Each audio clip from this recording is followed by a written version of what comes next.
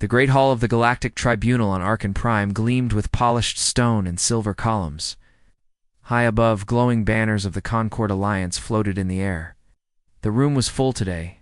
Thousands of alien leaders, soldiers, and nobles filled the seats, buzzing with excitement.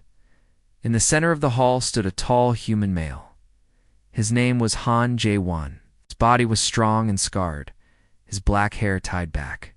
He stood calmly, without fear, for the first time in history. A human had been sentenced under Article 7X, death by exile to a Class-Red Deathworld.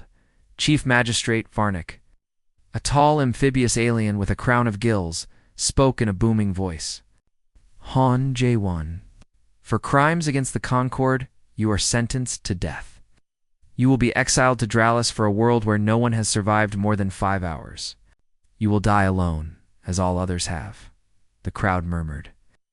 Some aliens looked smug. Others smiled in amusement. A few whispered, "A human won't last an hour there. It's good entertainment for the feed," Varnick asked. "Do you have any last words, human?" Jae-won tilted his head slightly. His dark eyes were cold. "You'll regret this."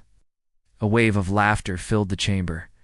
The tribunal always laughed when prisoners said such things. No one had ever escaped a Class-Red Deathworld. Dralis 4 was a legend, a planet of volcanic storms, crystal jungles with blades for leaves, creatures the size of tanks, and poisonous air that melted machines. The sentence was carried out at once. Hours later, orbit of Dralis IVA survival pod shot down from orbit. Inside was Jae-won, wearing basic armor. His gear was simple: a knife, a short-range scanner, a water filter, and basic rations. The pod landed with a loud boom on the cracked surface of Dralis, for the heat shimmered over black volcanic rock.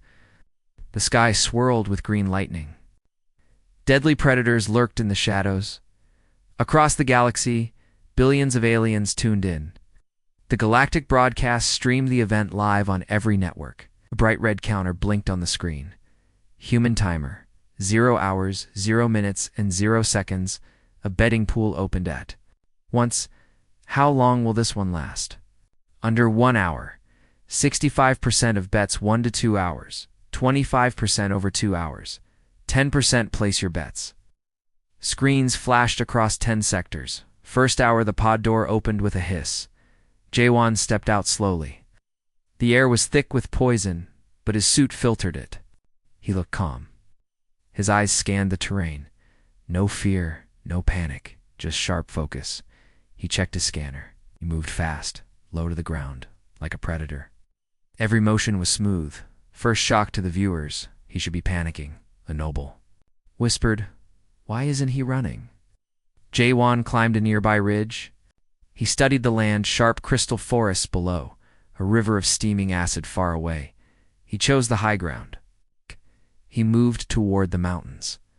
Aliens stared at their screens in surprise. Our 2A group of 6. Razor claw beasts stalked Jae-won. From behind, the creatures had skin like metal and claws that sliced stone. Viewers cheered. Now he will die. But Jae-won moved like a wolf from ancient Earth.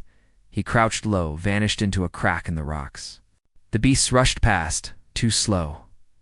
Suddenly, the feedlet were not. The beasts were dead. Their bodies were skinned. Jae-won was building a shelter with the tough hide's second shock. The betting pool froze. "This is impossible," a technician said. "Humans are not this strong." Our 4J1 crafted crude armor from the beast's hides. He sharpened a spear from crystal. He placed simple traps around his camp.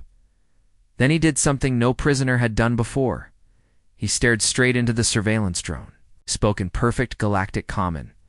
"First day's not over yet. You might want to update your bets." Gasps echoed across the tribunal. Billions of viewers blinked in shock. Day 3, the shock grows. 3 days had passed. The human timer blinked.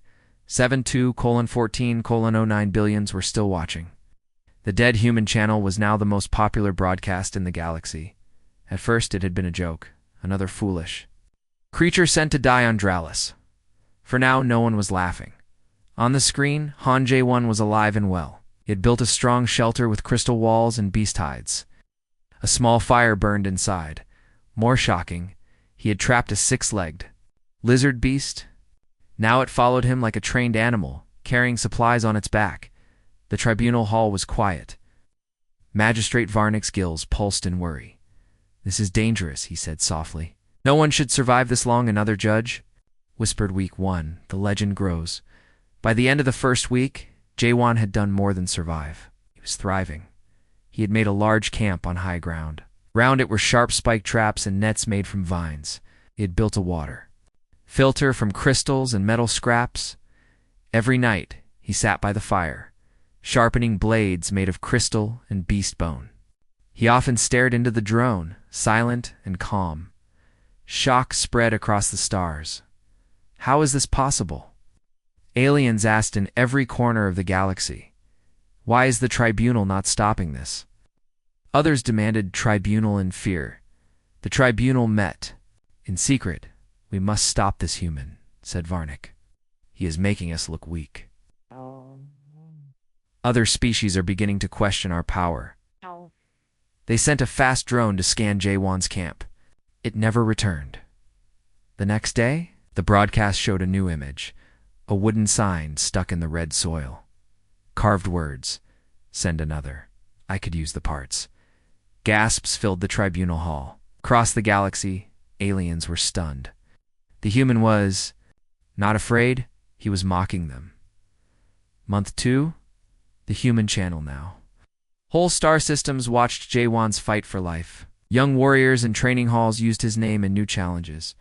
Could you last a day like the human on Dralis?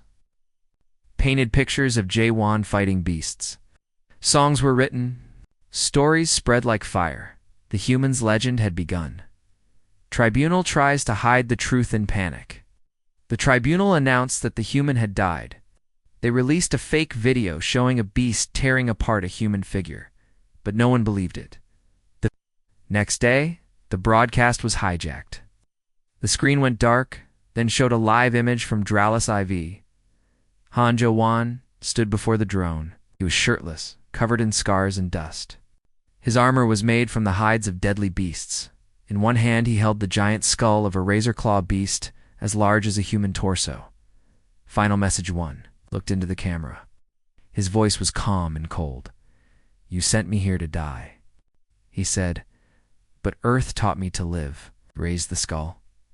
"You think this world is dangerous?" Said, "You should visit mine sometime." With one hand he crushed the giant skull into pieces. The feed-cut galaxy in shock, the stars, seemed to shake. Across the galaxy, viewers gasped.